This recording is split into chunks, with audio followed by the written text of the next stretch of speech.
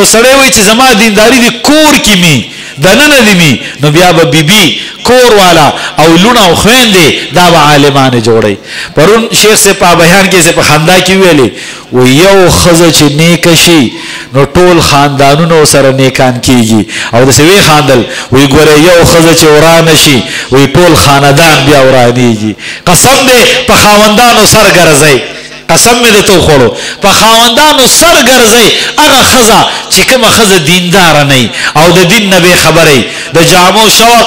د سامانونو شوق او د خوراکونو شوق او د زینت او د زرق او برق او د خکلا او د دنیا د نقشو او د دې زرق او برق شوقونه دا چې د کومه خزه په زړه کې د دین نه خبرې د قران د حدیث او عزتمند د منځ د روزي د زکات د ذکر د عبادت د تلاوت او د نیکو عملونو نه خبرې دا خزه په خاوندانو سر ګرځي او چې کومه خزه د دین نه خبردار شي د خاوند د حق نه خبردار شي چې دا خو هغه هستی ده چې مورم شاته پاتې شي پلارم شاته پاتې شي یک نمبر په خزه باندې حق د خاوند دی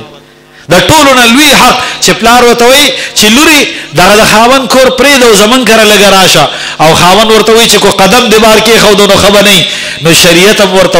وي د پلار مه منه خو د خاوند ومنه د مور مه منه خو د خاوند ومنه نو چې د مور نه هم زیات حق دی او د پلار نه هم زیات حق دی د خاوند نو چې کله ښځې ته پته ولګي ولې به بیا د ښځې سره خاوند جنګونه کوي او ولې چې تش لاس راشي نو یو عالم په بیان کې به خندا شو وی دا نن سبا ښځې سي چې خاوند تش لاس راشي وی دا ورته وایي چې تش بوتل ځي او تش بوتل راځي نو نه دا هغه ښځه وایي چې هغه د خاوند د حق نه خبرې هغه بیا خاوند ته داسې الفاظ او داسې خبرې وایي او چې خبرداري نو هغه بیا د خاوند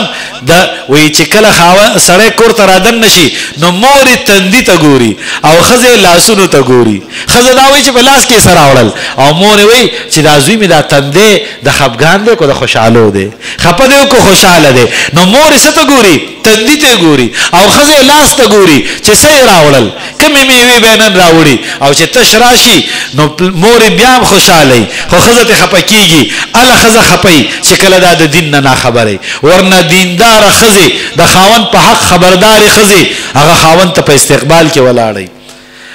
خوش قسمته ښځه هغه ده نیکه ښځه هغه ده چې هغه خپل خاوند ته د راتلو ټیم ورته معلومي او په استقبال کې ورته ولاړئ او چې رادن نشي او هغه سلام وکړي نو دا ورله په خندا او په خوشحالۍ باندې جواب ورکړي ګیلمنه ښځه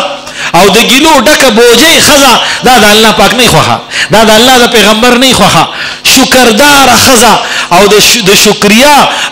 د ژبې د شکر سره عادتي ښځه دا د الله پاک خوښي دا د الله د پیغمبر خوښي او ناشکرته ښځه د پیغمبر د کور نم طلاق تللی ده ګوره یاد ساتئ